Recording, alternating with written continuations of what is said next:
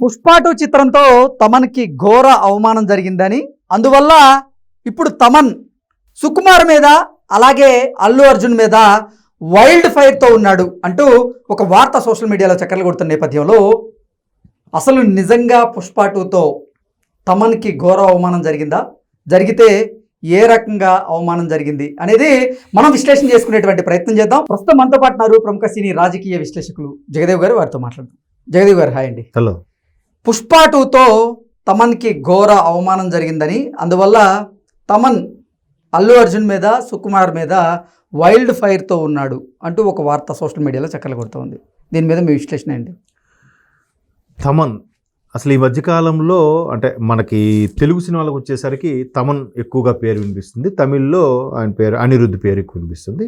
But Anirudh ఇక్కడ compose చేస్తున్నారు, తమన్ కూడా తమిళ్లో బాగానే కంపోజ్ చేస్తున్నారు. అయితే దేవిశ్రీ ప్రసాద్ గారు పుష్ప 2కి కంపోజ్ చేయడము, సాంగ్స్ ఇవ్వడం అన్నీ ఆయన అయినప్పటికీ సినిమా ఎక్కువ సంవత్సరాలు నిడివి అంటే ఇంచుమించు 2.5 సంవత్సరాలుగా నలుగుతున్న నేపథ్యంలో మేబీ ఆయన కొన్ని కమిట్మెంట్స్కి అటు వెళ్ళడం వల్ల దీన్ని కొంచెం కంపోజ్ చేయలేకపోవడం వల్ల ఒక 20% సినిమాకి సంబంధించి బీజిఎంని తమన్కి అప్పగించారన్నట్టుగా మనం వార్తలు చూసాం. దాన్ని అవునన్నట్టుగానే మన బాలయ్య గారిది 109వ సినిమాకి సంబంధించి బాబీ గారి డైరెక్షన్లో సినిమా రాబోతుంది. దానికి సినిమా లాంచింగ్ ప్రోగ్రామ్ ఒకటి ఈవెంట్ ఒకటి ఆర్గనైజ్ చేశారు. దానికి ప్రొడ్యూసర్తో పాటు ఈయన మన మ్యూజిక్ డైరెక్టర్ తమన్ గారు కూడా వచ్చారు. వస్తే అప్పుడు మన మీడియా మిత్రులు అడిగారు, సార్ ఏంటి బాలయ్య గారి సినిమాకి మీరు చేస్తున్నారట కదా, ఆల్రెడీ ఇప్పటికే పుష్ప సినిమా బీజిఎంలో కొంచెం బిజీగా ఉన్నారట కదా అన్నట్టుగా అడిగితే, అవునండి ఒక 20% నన్ను అడిగారు, నేను ఆ పనిలో ఉన్నానండి అని చెప్పారు. సో మొత్తం మీద సినిమాకి చూస్తే సినిమా అబోవ్ యావరేజ్ అనే వార్తలు వినిపిస్తున్న నేపథ్యంలో సినిమాకి బీజిఎం కూడా కొంత డ్రాబ్యాక్ అని కూడా కొన్ని వార్తలు విన్నాను నేను, ఏది పుష్ప 2కి. సో ఎప్పుడైతే బీజిఎం డ్రాబ్యాక్ ఉందంటో ఇది దేవిశ్రీ చేయలేదు, తమనే చేశారు అన్నట్టుగా తమను మీదకి తోసే ప్రయత్నం చేస్తున్నారు. అదలా ఉంటే మరోవైపు శామ్ సిఎస్ అని ఒక సింగర్ ఉన్నాడు, మన సౌత్ ఇండియన్ సింగర్. ఆయన ఏం చెప్పాడు, పుష్ప 2కి 90% బీజిఎం నేనే చేశాను, ఏదో ఫస్ట్ హాఫ్లో వచ్చిన కొంత బ్యాక్గ్రౌండ్ స్కోర్ని దాన్ని రిపీటెడ్గా ఇక్కడ వాడాను తప్ప దేవిశ్రీ ప్రసాద్ అసలు చేయలేదు, నేనే చేశానని ఆయన చెప్తున్నాడు. అంటే ఇక్కడ ఆయన చెప్తున్నట్టు అర్థం ఏంటి, ఇక్కడ దేవిశ్రీ ప్రసాద్ని అవమానించినట్టే, తమన్ని కూడా అవమానించినట్టే. 90% అని అంటే ఎంత అండి, ఏదో సాంగ్స్ పరంగా తప్పితే ఆ బ్యాక్గ్రౌండ్ పుష్ప 1లో ఆయన వచ్చేసరికి ఏదో బ్యాక్గ్రౌండ్ స్కోర్ ఏదైతే వస్తుందో అది ఇక్కడ కాపీ పెడితే మరి దేవిశ్రీ ప్రసాద్ ఏం చేయనట్టే కదా. మరి దేవిశ్రీ ప్రసాద్ అంత కష్టపడి ఈవెంట్కి వచ్చి ఈవెంట్లో కూడా నేను మాటలు పడ్డాను, తిట్లు తిన్నాను ప్రొడ్యూసర్స్తో అన్నట్టుగా ఇండైరెక్ట్గా చెన్నై ఈవెంట్లో కూడా చెప్పారు. మరి వీళ్ళ కష్టం అంతా ఏమైనట్టు? మరోవైపు బాబీ గారు బాలయ్య గారి సినిమాకి ఆ స్టేజ్ మీద తమన్ గారు నేను కూడా పుష్పకి చేస్తున్నా అని చెప్పారు. అంటే వీళ్ళిద్దరు శ్రమ వృధాయేనా? అసలు ఈ శామ్ సిఎస్ అనేవారు ఎవరు? ఈయన ఒక నేషనల్ ఛానల్కి ఇచ్చిన ఇంటర్వ్యూలో కూడా చెప్పాడు, నేనే 90% బీజిఎం చేశానని.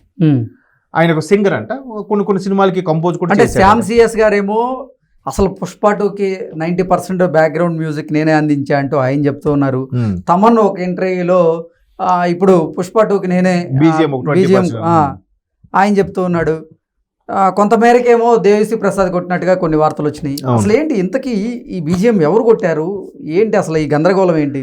అంటే నాకున్న సమాచారం ప్రకారం ఏంటంటే Devi Sri Prasad almost all songs అన్నిటికీ ఆయనే ఇచ్చారు, 80% బీజిఎం కూడా ఇచ్చేసారు.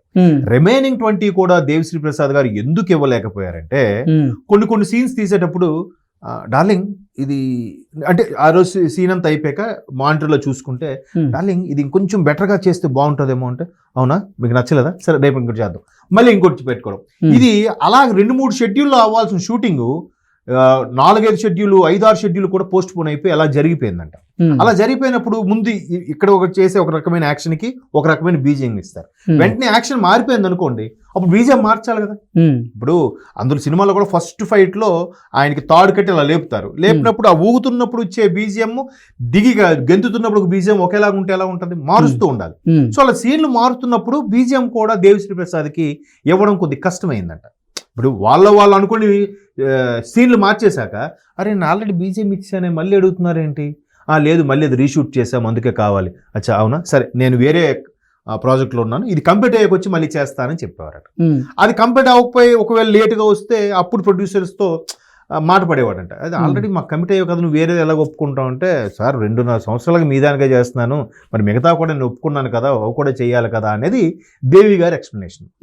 ఇక్కడ ఎవరిది తప్పు అంటే ఏం చెప్తాను? ఇంతకీ తమన్ని అవమానించింది ఎవరు? అసలు ఇప్పుడు తమన్ ఎందుకు అల్లు అర్జున్ మీద అలాగే సుకుమార్ మీద వైల్డ్ ఫైర్తో ఉన్నాడు అంటే ఏం చెప్తారు? ఇప్పుడు తమన్కి సినిమాతో సంబంధం లేదు ఫస్ట్ నుంచి కూడా. కాకపోతే దేవిశ్రీ ప్రసాద్ గారు ఫర్దర్గా ప్రాజెక్ట్స్ బిజీ వల్ల, లేదంటే కొంచెం పెండింగ్ వర్క్ ఏదైతే బీజిఎం ఉందో దానికి ఈయన కంపోజ్ చేయమని, బీజిఎం ఇవ్వమని రిక్వెస్ట్ చేశారంట. సరే, బన్నీ గారి మీద ఇష్టంతోనో సుకుమార్ గారి మీద గౌరవంతోనో ఆయన ఒప్పుకున్నాడు. ఒప్పుకొని మరి ఇచ్చారో లేదంటే ఇవ్వలేదో తెలియదు, కానీ ఇచ్చిన తర్వాత కూడా ఆయన పేరు ఎక్కడా వినబడట్లేదు, ఆయనకి ఆ క్రెడిట్ ఏం రావట్లేదు. అయితే దేవి గారి పేరే మాట్లాడుతున్నారు. లేదా ఇప్పుడు ఈ మధ్యన ఈయనెవరో ఆ శామ్ సిఎస్ అతను నేనే కొట్టానని చెప్తున్నాడు కదా, ఆయన చెప్తున్నారు. ఎక్కడ కూడా వీళ్ళు ఈవెంట్ సంబంధించి కానీ, వీళ్ళు ఒక ఆర్గనైజ్ చేసినప్పుడు కానీ తమను కూడా ఈ సినిమాలో భాగస్వామి అయ్యాడనే విషయం ఎక్కడ చెప్పట్లే. టైటిల్స్ లో ఆయన పేరే లేదు. టైటిల్స్ లో ఆయన పేరు అంత అబ్జర్వ్ చేయలేదండి, చూశాను కానీ. మరి అలాంటప్పుడు ఒక 1000కి పోయినట్లయితే ఖచ్చితంగా అది మరి అవమానపడినట్టేగా. సో అలాంటప్పుడు ఆ పెద్ద స్టారు, ఇప్పక పెద్ద డైరెక్టరు, ఎవరిని ఏమనలేరు. అందుకంటే ఫర్దర్ గా రేపు ఫ్యూచర్ లో మళ్ళీ వాళ్ళిద్దరు ప్రాజెక్ట్ చేసినా, లేదా బన్నీ గారు వేరే డైరెక్టర్తో చేసినా తమనికి అవకాశం ఇచ్చారనుకోండి. ఇప్పుడు తమను బన్నీ గారికి ఎలాంటి సాంగ్స్ ఇచ్చాడు అలవైకుంఠపురంలో, వరల్డ్ వైడ్ గా వైరల్ అయిపోయాయి కదా బుట్టబొమ్మ లాంటి సాంగ్స్. రాములో కానీ బుట్టబొమ్మ కానీ ఎంత వైరల్ అయ్యాయి. అలాగే అంత హిట్ అయిన సందర్భంలో రేపొద్దున మళ్ళీ బన్నీ గారి మీద నిజంగా గుర్రుగా ఉన్నా బయటకే అనలేడు ఆయన. ఎందుకు, నెక్స్ట్ ఇంకో ప్రాజెక్ట్ చేస్తే తమను బన్నీ గారు పొరపాటున తమను లాస్ట్ టైం కొంచెం సీరియస్ అయ్యాడబ్బా, ఆయన వద్దు తీసేయండి ఉన్న ప్రాజెక్ట్ అవకాశం పోతుంది. కాబట్టి మేబీ అందువల్ల ఏం అనలేకపోతున్నారేమో అన్నట్టుగా ఒక అనిపిస్తుంది. ఇంకోటి ఏంటంటే మొత్తం మీద తమన కష్టం మాత్రం ఎక్కడ సినిమాకి సంబంధించిన వాళ్ళు కానీ ఎవరు బయట పెట్టట్లేదు, ఎక్కడ ఆ కష్టం విలువ తెలియట్లేదు. ఒక విధంగా ఆయన్ని షేమ్ అయినట్టుగా అన్నట్టుగా అంటున్నారు. ఈ దీంట్లో గాసిప్పో వాస్తవమో తెలియదు. అంటే నిన్న మొన్నటి వరకేమో సినిమా రిలీజ్ కాకముందు అసలు దేవిశ్రీకి అవమానం జరిగింది అంటూ కొన్ని వార్తలు చూసాం. అవును. ఇప్పుడేమో సినిమా రిలీజ్ అయిన తర్వాత తమన్కి అవమానం జరిగింది అంటూ వింటున్నాం. అసలు ఏంటి అదే అంటే అవమానం ఏం కాదు, బిజినెస్ కదండి. అల్టిమేట్ గా ఎవరికైనా డబ్బులు కావాలి, డబ్బుల కోసం వాళ్ళు త్వరగా ప్రాజెక్ట్ రిలీజ్ చేయాలి, ఏదో చేయాలి అని రకరకాలుగా ఎవరు తాపత్రం వాళ్ళు పడుతూ ఉంటారు. అయితే ఇక్కడ మీరు అన్నట్టు సినిమా ముందు దేవిశ్రీ ప్రసాద్ని తప్పించేస్తున్నారు, తమనకే మొత్తం బీజేపీ ఇస్తున్నారు కొన్ని వార్తలు వచ్చాయి. లేదు, దేవిశ్రీ ప్రసాద్ నేనే చేశానని చెప్పడం, తమను కూడా నేను కొంత పాటు చేశానని చెప్పడం, ఇవన్నీ కావాలనే సినిమా యూనిట్లో వాళ్ళు సినిమా పబ్లిసిటీ స్టంట్లో భాగంగా ఇటువంటివి ప్రొడక్షన్స్ వాళ్ళతో బయటికి అంశాన్ని లేవనెత్తిస్తున్నారేమో అని నా డౌట్. అంటే ఊరికే ఏదో ఒక అంశం మీద మాట్లాడితే మనం ఇలా చర్చించుకుంటాం కదా, సోషల్ మీడియాలో వైరల్ అవుతుంది కదా, అరే ఏంటి తమను కొట్టలేరా, అరే ఏంటి దేవిశ్రీ ప్రసాద్ బాగానే ఇచ్చారే, అదేంటి ఎవరో మధ్యలో శామ్ సిఎస్ వచ్చాడంట అంటే ఆయన కొట్టాడంటే మరి వీళ్ళు కొట్టలేదా, ఇట్లా మాట్లాడుకుంటాం కదా. అలా మాట్లాడుకున్నప్పుడు అంటే పుష్ప 2 సినిమా గురించి అందరి నోళ్ళలో నానిద్ది అంటారా? మేబీ చర్చ జరుగుద్ది, జరగాలనే కదా. ఈవెన్ నేనేమనుకుంటున్నానంటే నంద్యాల వెళ్ళింది కూడా పుష్ప సినిమా గురించి, బన్నీ గారి గురించి ఇలా అందరూ చర్చించుకోవాలనే వెళ్ళారేమో, ఇది కూడా పబ్లిసిటీలో ఒక భాగమేమో అని అనుకుంటాను. ఎందుకంటే బన్నీ గారు కూడా అదే మెగా కాంపౌండ్ లో ఉన్న హీరోయే కదా. సో వాళ్ళకి ఎందుకు యాంటీగా చేస్తారు? సో తన గురించి నలుగురు మాట్లాడుకోవాలి, సినిమా గురించి హైప్ రావాలని వెళ్ళారని కూడా అయ్యుండొచ్చు. సో కాదేది పబ్లిసిటీకి అనర్హం అన్నట్టుగా ఒక్కొక్కరు ఒక్కొక్క స్టైల్లో పబ్లిసిటీ చేసుకుంటున్నారని నా అభిప్రాయం. ఓకే అండి, థ్యాంక్ యూ సో మచ్.